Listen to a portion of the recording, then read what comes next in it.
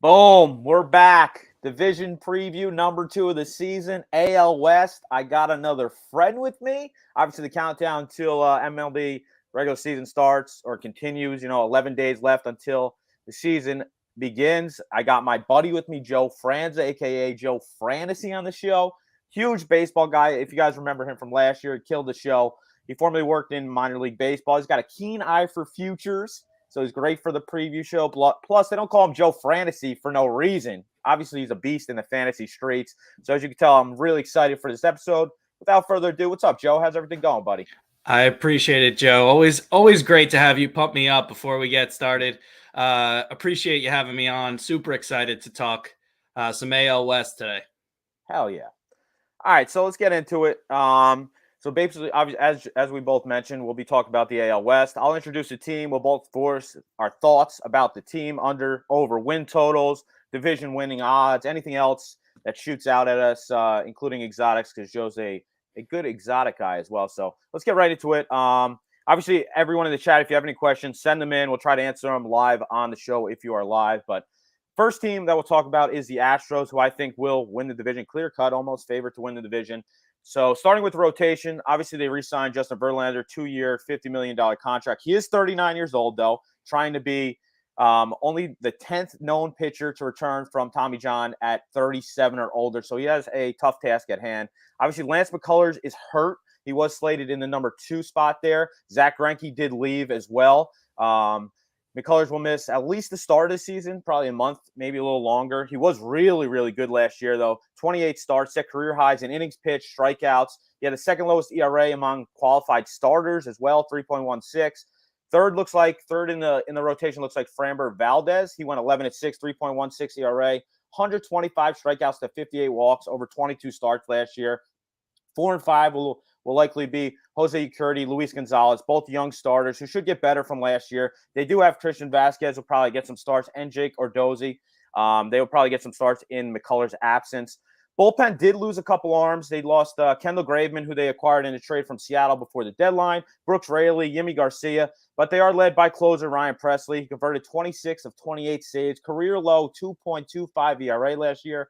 They did re-sign Hector Neris, who they got over from Philly before the deadline. Ryan Stanek, Phil Maton also had great postseasons, so they should pitch meaningful innings this year. Pedro Baez was hurt most of last year, too. He should be back, and top prospect Josh James is back. I can't do this show without mentioning my friend, Andre Scrub. Shout out, Andre. He is also in the bullpen. He was telling me supposedly he's looking to start this year. Straight class act, so I won't root for any Astros, but I will root for my guy, Andre Scrub. So shout out, Andre. As for the lineup, 8 of their 9 everyday position players have returned from last year, so a lot. We're saying the only person we are missing is Carlos Correa. Obviously, he is a big loss. 7 wins over replacement he is worth, which is the most among any position players. But this team had posted the highest batting average last year and on-base percentage in all of the AL. Looks like, they're going to take prospect Jeremy Pena to step right in for Carlos. He did miss almost all of 2021 with the wrist injury. Altuve obviously was rejuvenated last year. Career high 31 homers, 839 OPS, 7th All-Star appearance. Yuli Gurriel, he made 2020 look like a JV version of himself. He hit 232 in 2020. Last year, he won the AL batting title, 319 average. He limited his swings at pitches out of the zone. Clearly worked. He got his first Gold Glove. He is 37 years old, though, so a little aggression probably will come. Bregman was hurt some of last year as well, so a full season with Bregman will definitely help. Kyle Tucker turned into an all-star, probably going to shift him to center field every day, I think. He had a team-leading 917 OPS, 557 slugging percentage. The other outfield positions will be filled with Michael Brantley. This is his final year on the contract. He's also getting a little older. Chas McCormick finished runner-up to Gurriel in AL batting title. Catcher is Maldonado or Jason Castro. They both return. Maldo started 118 games last year. Dusty Baker clearly trusts this guy. They do have top prospect Corey Lee waiting in the wings if anything should happen to those two catchers. And then let's not forget about Yordan Alvarez, 35-plus homers he brings to the lineup. I think this Astro team is definitely a clear-cut favorite to win the AL West, even with some uncertainty in the rotation, but they are proven winners. I need to see more from the Mariners and Angels before I believe that they could take this division over. Under over set at 92.5 win total. I'm not really interested in that. And minus 170 to win the division. As you know me, no thank you. I don't bet anything probably above minus 130 is the highest I'm going to go. So the Astros are a pass for me. Joe, what do you think about the Astros this year? Yeah, I think we're in lockstep. I think that they're the team to beat clearly. I think until somebody else proves otherwise, I think you kind of have to think the Astros are the team here. My one concern, and you kind of mentioned it, is a few of those players in the lineup did overachieve last year, and taking Correa out of it, it definitely makes it a little interesting here, where you could see them fall back, and if a team really does step up, like the Mariners, the Angels, it could end up falling, and that value could be seen maybe in one of those other places. As you mentioned, the minus 170 isn't too exciting, but what I do think could be a really big boost for them is getting Bregman back for the full year. I mean, he's an animal. Putting him back into the middle of the lineup with, Jordan protecting him is going to be that's going to be a big boost that I think people might even misinterpret a little bit. I'm laying off of the win-loss total as well. I do think that I'm actually more towards the over if I had to pick between the two, but I'm not set on it. But one thing that I will say to everybody that's listening, if you are someone who really doesn't like the Mariners or really doesn't like the Angels or even both, and you do really like the Astros, I would consider doing best record. FanDuel has it currently at plus 850. And if you really don't like those next layer of teams, they really could knock down the door with the pitching staff that Joey was just referencing. So there's some value there in that side of things. There's not value in the division. I don't think there's value in World Series and an AL. The odds aren't really there. There's enough good teams that it doesn't really make sense. But plus 850 for best record could end up coming through if one of those teams, doesn't perform. Additionally, as Joey mentioned, I love my exotics, and I have to throw in, as we start here, you got two monsters in this lineup that I think very well could be AL MVPs. One, Jordan Alvarez, 22-1, great value. And then my pick, I've seen it in multiple places. I know one of the writers over at The Athletic, as well as a few other people I trust very, very much, have shouted that they think from the rooftops Kyle Tucker is going to be the MVP of the American League. And at 30-1, that is really, really enticing. Last year, he started off kind of slow. And as Joe mentioned before, he went berserk in the second half. So I'm kind of thinking as this luck turned around in the second half, that's what you're going to see. And he was one of the top prospects coming through, and he has shown it over the last, 6 months or so, of the last part of the season. So I'm thinking he might just pile right in and come right through. And Joey, as you know, fantasy wise, lock him into my team. I'm there for it every year. So definitely a big Kyle Tucker for MVP guy. Wow, my guy's bringing the exotics, bringing them hard. I wasn't lying. I love it. I mean, I guess we're going to have to get into a bidding war in our auction draft for Kyle Tucker, unless he's a keeper on your team. We're keeping him. Oh, smart man. All right. So we'll move on to the Angels next. I'll let you go first on the Angels, and then I'll touch up on what I think about the Angels. How about that? That sounds good to me. Yeah. So the Angels for me are the team to watch out of those two secondary teams. Obviously, the Mariners did look good last year, but I kind of like the upside of what the Angels have done. As you look at it, Anthony Rendon did not bring much to the table last year, and he's got a big number coming on what his potential is. So I expect a lot more there. As a Mets fan, as you know, Joe, I hope and root for Noah Syndergaard as he gets up and gets ready to throw hopefully what is a full season. You can't expect that, but if he does, I think that gives them some big potential. I think a very underrated signing is Aaron Loop, who was absolutely unbelievable last year. So ERA and WHIP under 1 last year, and his ERA plus was over 400. I mean, the man is he's insane. He's not only great against lefties, but he pitches. He's not the new rule lefty where oh, he can only get lefties out, and now he has to pitch to multiple batters, so that righty's going to hurt he gets the righties out too. So, I mean, this guy is really good. He's going to be a big help. They didn't really lose anybody in the pen. They lost Steve Cishek. So, I mean, at the end of the day, that's a huge gain. They added Michael Lorenzen to the back end of their rotation as well. So I think that they did add some right pieces to fill some gaps that they had. And I think that there's some potential there. One of the guys that I really like for this season going forward too in the rotation, and I'm a big pitching guy. If you can get a lot of pitchers, and that's part of the reason why I think the Astros are in solid form. They got good depth. They're in a good place. But I do think that the Angels have the potential to push into the second slot, even though I know every year people say that and then they fall on their face. Sandoval is really good. Patrick Sandoval has some really good potential. And in 2019, 2020, he had 2 short stints. He threw the fastball a ton.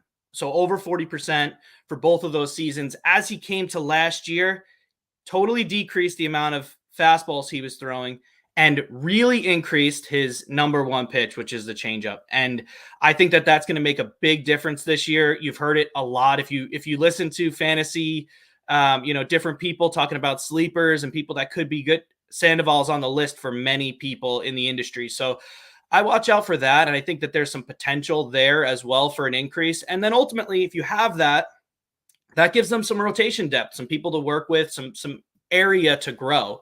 And they have a lot of young guys in the back end of their lineup. And, you could see more from a guy like Brandon Marsh. Joe Adell was a huge name if he comes through. And then, everyone just assumes that they're going to be what they are. But Ohtani, Mike Trout, the top of the MVP list for the AL. And they're still, mediocre when it comes to the numbers. And I think there's a lot of potential here. And I kind of like the over. I saw it at 83.5, and I kind of like it. Last season, they did win 77 games. So you're not looking at too much over that for what they added, but I think you're going to get a little more from the guys they had in-house. Obviously not Ohtani necessarily, but everybody else, you get a little bit more from between Trout, Rendon, and maybe Adele. And I think that brings the total a little bit over. I have them at 85. Like I said, I still don't think that it's a division thing, but maybe even a plus 138 to make the playoffs. FanDuel had him at. I kind of like that. Very nice. Yeah, I do like it as well. Obviously, they won 77 games, and how many games did Trout play last year? So obviously putting him back in that lineup is definitely is he worth more than 6 games? Probably. But I mean, this team hasn't finished with a winning record since 2015. So let me take a step back here. They haven't made the playoffs once in Mike Trout's career, but obviously I'm going to go through the rotation, bullpen, and lineup as I normally do. But normally the challenge is their pitching staff. They did add Syndergaard, as you said, Michael Lorenzen as they sign on 1-year deals, which they like to do. Test them out, see what's going on. But obviously Syndergaard only pitched 2 innings since 2019. Lorenzen basically has been a reliever the last couple years. So I do, obviously, with Ohtani, they're going to use a 6-man rotation. As you mentioned, Sandoval missed a lot of bats, greatly improved that changeup. Opponents batted .213 x-weighted on base percentage against the changeup last year.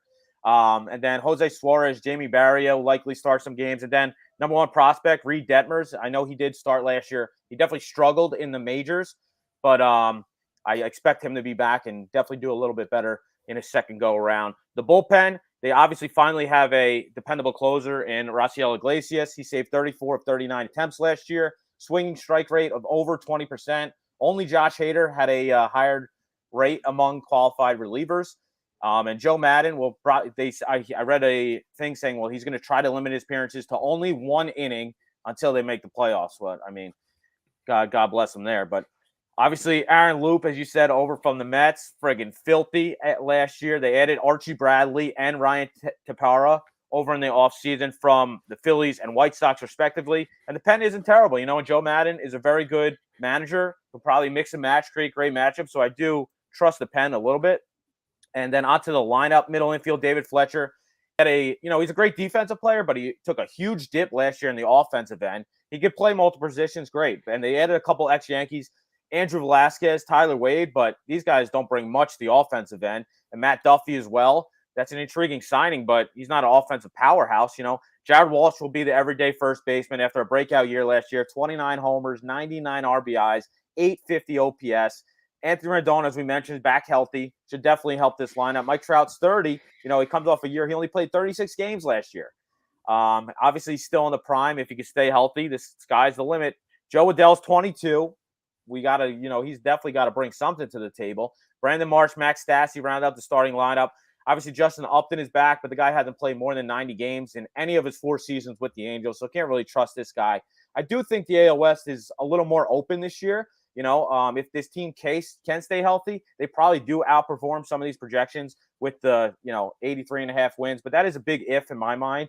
The lack of starting pitching probably going to hurt down the stretch. So 83.5, I think that's about right. Probably do slight lean to the over. As we mentioned, they won 77 last year. Trout only played 36 games. So is he worth seven wins? I would assume so. I'm probably not going to tie up any money in the future on this team. Plus 400 to the win division is a little bit intriguing, but essentially I'm just going to pass on this Angels team. Probably just take a wait and see. You could probably potentially, if they start up bad, you get a better number live, but that's where I'm at with the Angels. All right. Anything you want to touch on? I said there, we're good to move on to the Mariners. Let's do it. Let's move on to the Mariners. All right. Quan says the Mariners are winning the West in the chat. So Quan, you'll like what I got to say. All right. So the Mariners next. Obviously, this team surprised a lot of people last year, winning 90 games, almost making the playoffs. Highest win total since 2003. Obviously, their concept of rebuilding completely thrown out the window now. They made some additions in the offseason, focused on winning now, and end that longest playoff drought in professional sports. They added Cy Young winner Robbie Ray, Mr. Tight Pants, 5 years, $115 million, basically the same contract as Kevin Gausman, which side note is kind of interesting to me because we could talk a whole half hour on that, but we'll save that for another day. Obviously, Robbie was great last year, 32 starts, tied for most in all of AL. He led the league in innings pitched, 193, ERA, 2.84, strikeout and whip, 248 strikeouts, 52 walks. But a little note, his FIP was a full point higher. So he had a left on base rate above 90%, which means a little regression is due. Plus, he just got paid. So after people get paid, I always think a little regression is due as well. The rest of the rotation looks like Marco Gonzalez, Chris Flexen, Logan Gilbert. Obviously, Flexen came over from the KBO first season last year back, and he pitched really good, 14-6, 3.61 ERA, and 31 starts. Logan Gilbert was his rookie year last year. He pitched pretty good as well, averaging over a strikeout per inning. Fifth starters up in question, Matt Brass or Justice Sheffield, as they did lose Kikuchi over to Toronto.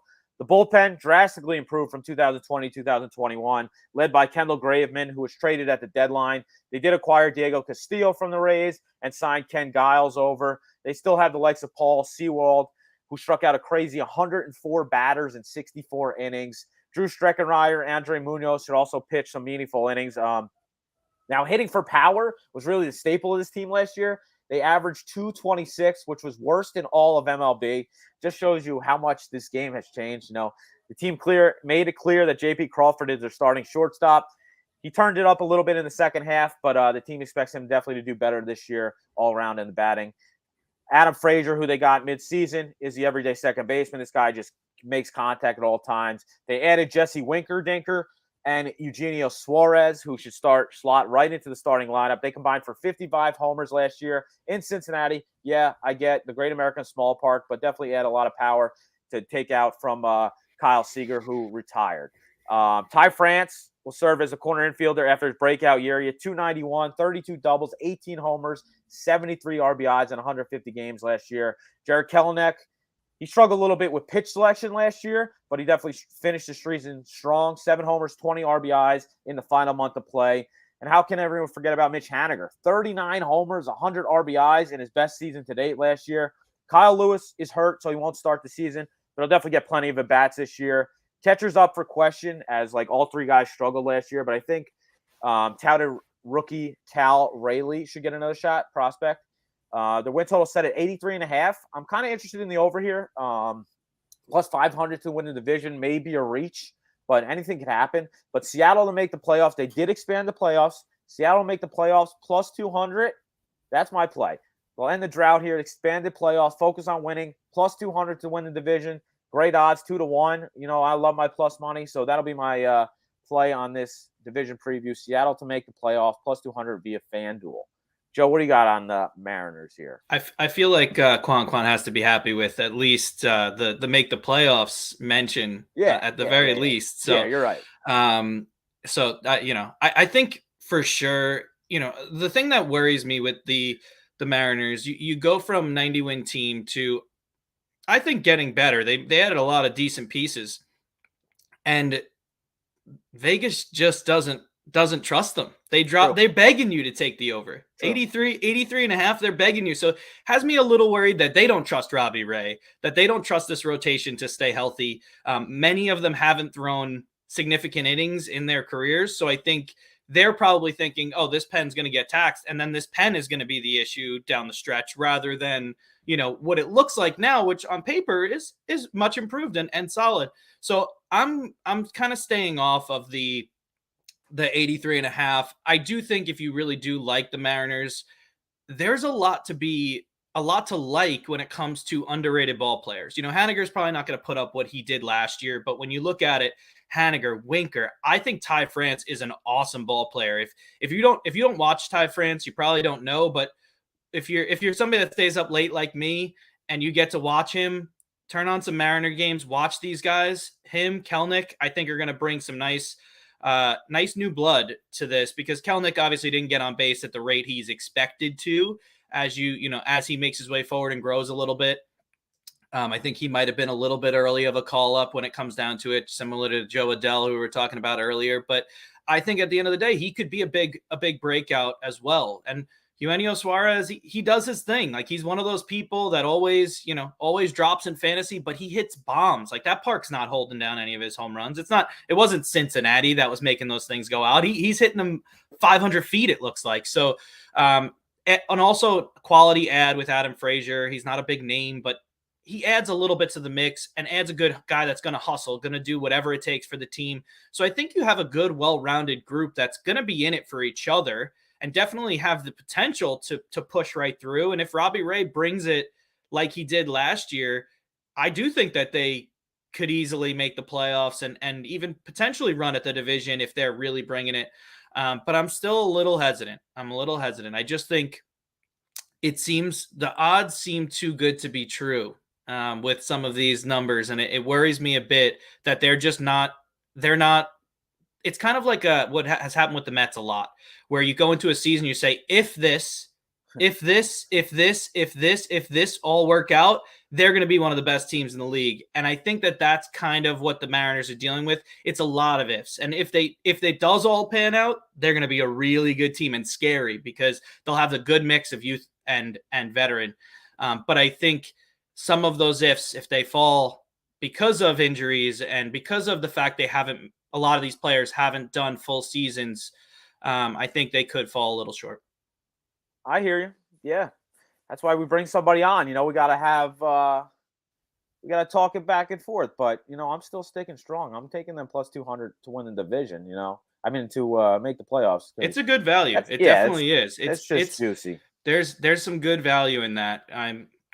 The West is wide open. And if you're playing well, you're going to make the playoffs potentially, because you could beat up on the teams we're going to talk about in just a bit. So sure.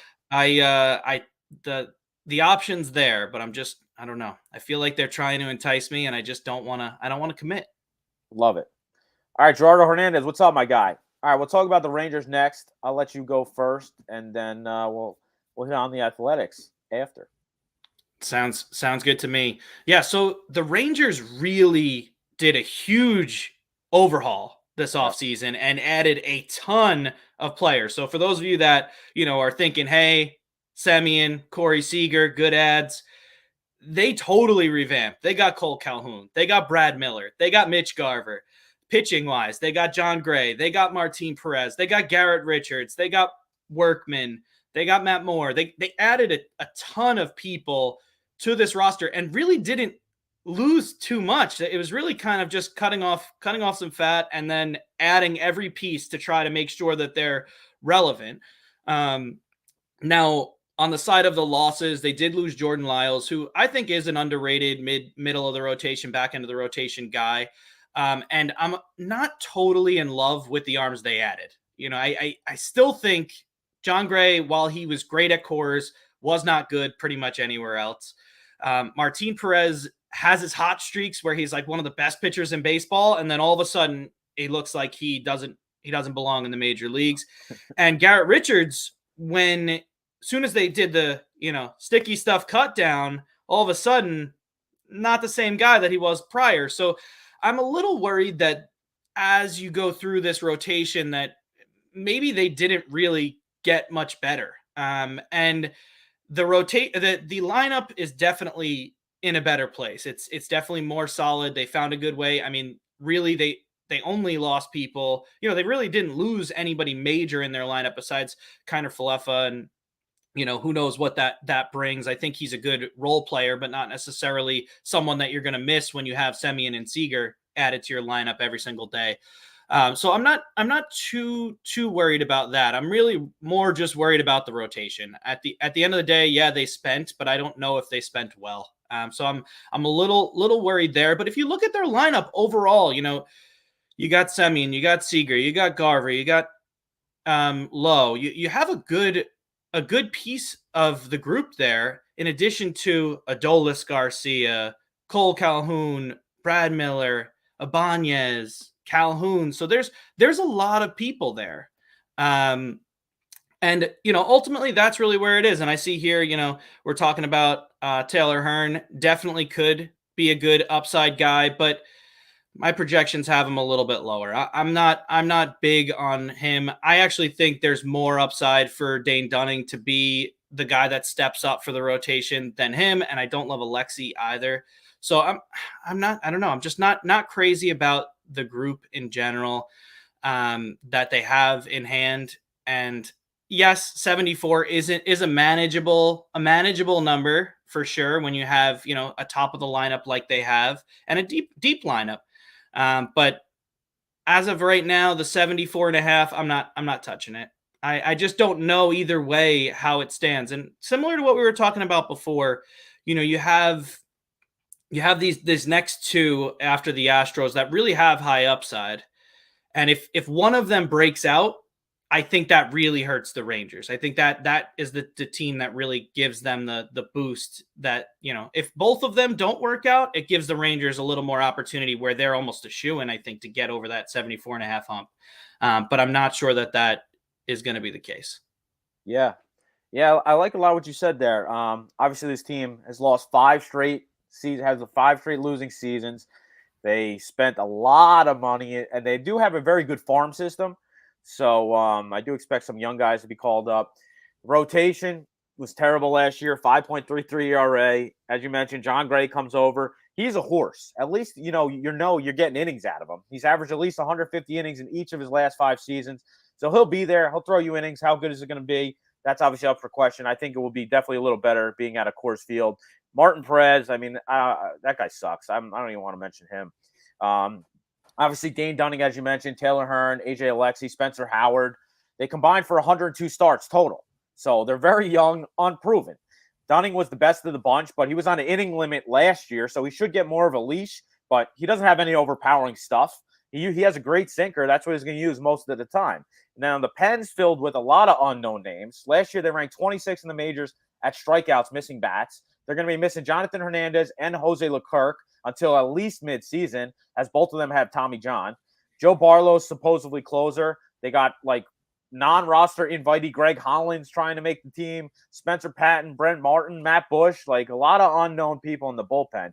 Obviously, the lineup's going to be much better. After they got shut out the 15 times last year, the highest in baseball. They added the likes, as you mentioned, Marcus Semien, Corey Seager, who got over $500 million. So Semien, he also set the record for MLB homers for second baseman last year, 45. Is he going to hit 45 homers again? Probably not. Nathaniel Lowe, obviously back. The team is looking for a little more for him from his second full season. He had real issues with velocity. He hit 208 with 0 homers on pitches over 95 miles an hour. So obviously, if I know that, all of MLB knows that. So he better work on that. But he does hit the ball all over the place, actually hit better to the opposite side than the pull side. Mitch Garver, who's very intriguing. I'm a Mitch Garver fan. definitely slots right into that middle of the lineup. Starting catcher, slugger Adonis Garcia, obviously back. They added Cole Calhoun, as you mentioned, Brad Miller, who will handle the outfield on most nights. Nick Solak, again, a very intriguing piece, looks to come off the bench this year.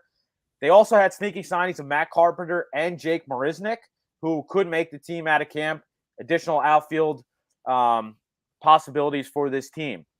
And then let's not forget about their prospect, Josh Jung. He was a top pick in 2019, 990 OPS in AA and AAA last year. He may be their best hitting prospect in over a decade, but unfortunately, he did just have left shoulder surgery and is out until at least August. But I do expect him to come up once he is healthy. So I do think this team is greatly improved from the 100-loss team last year. But in my opinion, this division is a lot more evened out. Like after, I think it's, clear cut, the Astros are 1. And then any of these 3 teams we just mentioned can come in second through third, fourth, or fifth. Second through third, fourth, really. I think fifth is Oakland, but second, 2, 3, 4 could be any of these 3 teams we mentioned.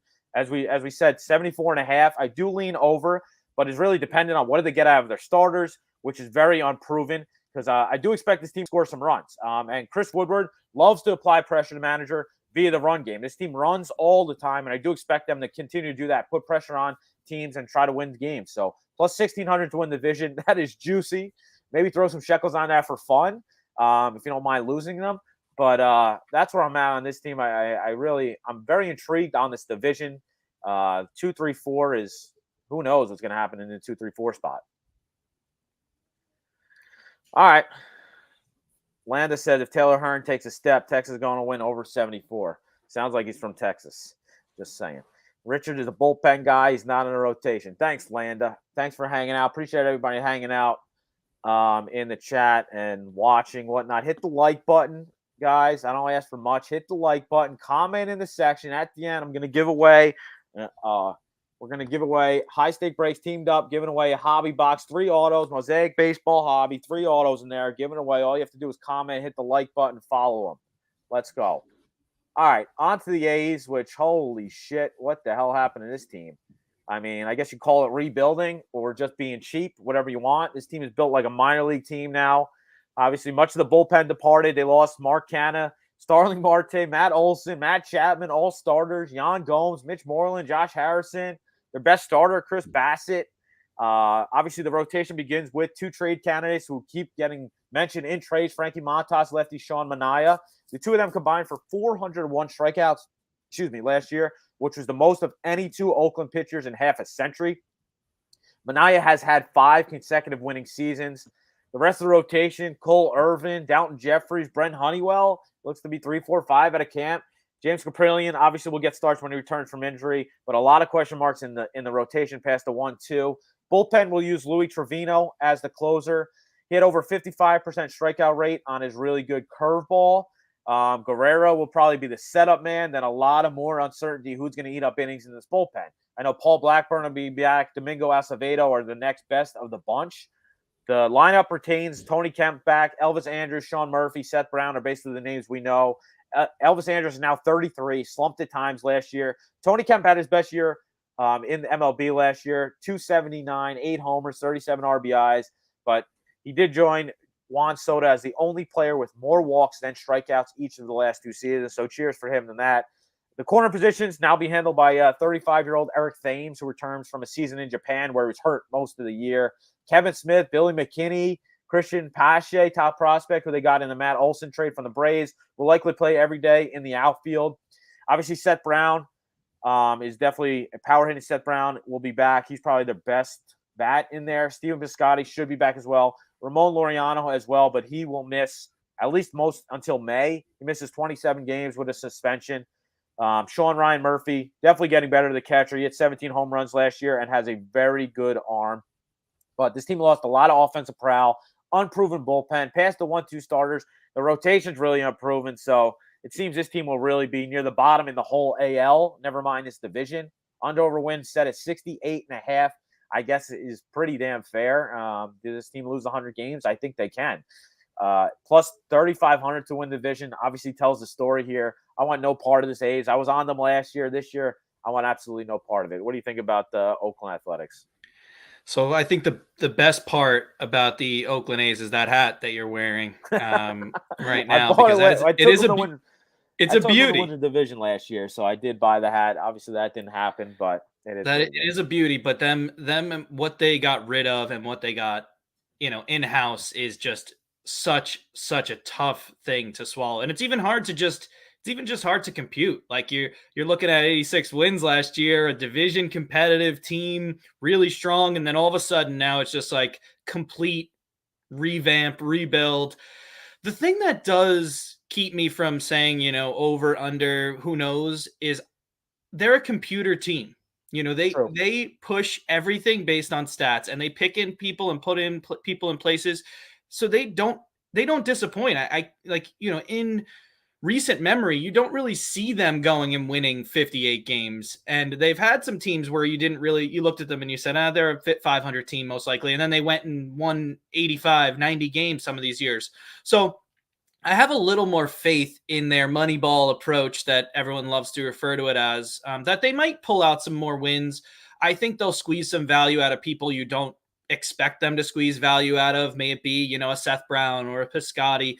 Some of these names are people that were highly touted, have had good careers, are consistent ball players every day. Maybe they get really great first half out of them, and then they dump them to somebody else. And I think you might see a lot of that. So something that I maybe would keep an eye on when it comes to looking for odds and trying to find the value is maybe trying to find the win loss total as the season goes on. So maybe the A's start off a little higher than they should. Maybe they boost this to like 73, 74 wins as it gets started early, because maybe they do start off a little bit better than how they go as the season goes on, as people get used to some of these hitters and get used to some of these pitchers a little bit more, and the pen starts to wear down since it's not too deep. And I expect it to be an under in the second half. I don't necessarily expect them to be under for the whole year. 68.5 is just a low number and not worth the value for me. But ultimately, I think that there's some opportunity there to seek some value if they do start off a little bit higher than what we expect as the season goes on, because there is some people that you see the names and you say, okay, I remember them. The projections aren't there. Who are these people? Like, where does the total come from? Who's going to hit a home run for them? But ultimately, at the end of the day, if you add up some of the stats and you trust in their process, maybe they do get a little bit more, squeeze a little bit more out of those players. Like you said, Tony Kemp, with the walks, just getting on base and getting people in and getting them around is a key part. Maybe they get the old Thames back and he does turn around and hits, 20, 25 home runs. But ultimately, I don't see enough value in any avenue here to say you got to go for it or you got to go against it, because it's set pretty fairly at 68.5. So Love it. Leroy Flood, what up, my guy? Appreciate you, buddy. All right, so my best bet is Seattle to make the playoffs, plus 200 via FanDuel. Do you want to give a best bet or one of the bets you want to give out to the people for the AL West, my guy? yeah, so I'm gonna. I know I emphasized it earlier, and I got a little fired up, but I'm going back to Kyle Tucker and Yordan Alvarez. If you like either of those players at 22-1 or 30-1 as MVP odds, remember, if we get a full season of Trout could take away from Ohtani value when they come for MVP. If they're both playing good enough seasons and the Angels aren't really pushing over the top to win the West, I think that there's value in Yordan and Tucker, especially considering I think they're the clear front runners in this division. I think there's possibility to run a high win total, and I think people will be staring at the player that has the biggest season. So my gut is saying go with the extra little bit of odds there and go from either the 22-1 Yordan, but I think my best bet is going to be Tucker at 30-1. Love it. I mean, you could split half unit on each. Yeah, might even be able to get a little bit of juice on both, and you're good to go. Oh yeah, one of those hits, you're eating at a steakhouse for sure. So much love, Joey. Thank you for coming on. Make sure to follow Joe. Do you have anywhere you want to shout out people to follow you or anything? Yeah, sure. It's my name my name on the tag here. So at Joe Frantasy on Twitter. Feel free to follow me there. And make sure you follow my guy Joey Work here. He's killing it with what he brings each and every day. And definitely, I know he just mentioned the giveaway with the cards. Joe, is there any way that I can type my name in here and I can get into that entry as well? I these cards are just, you can't beat some good autographs nowadays with these values. It's going through the roof. So I hope you all join in on doing that and getting involved, and maybe you can land your favorite player's autograph when it comes down to it. I'm just glad baseball's back, Joe. That's all it is. Hell yeah. Yeah, I'll be back sometime next week with another division preview. Thank you again to Joe. As he mentioned, the little giveaway. So basically, actually, I just opened one of these boxes, got an Aaron Judge order out of it. Just saying. Nice. So basically, the rules are you have to be following me on Twitter at Joey Work and follow High Stake Breaks on Instagram and TikTok would be great. There's High Stake Breaks. I just put it up. Comment on the video. Just comment on the video, whatever you like from me and Joey. You're riding Joey's plus 30 to 1 on Kyle Tucker, whatever you want. Just comment on it. Follow us on TikTok and Instagram. Basically, I'm going to go live in about a half hour on TikTok doing an MLB divisional. Probably be about 20 autographs in the break. Pop over High State Breaks 1 on TikTok. I'll be live in literally about 20 minutes. If you want a break, get in a break. You get a whole division, meaning you get 5 MLB teams. I'll send every card for you. You could get in for probably about $30. We'll run a couple duck races for fillers. Thanks again, everybody, for hanging out. Again, hit the like button on the way out. From both Joes, peace and love. We're out.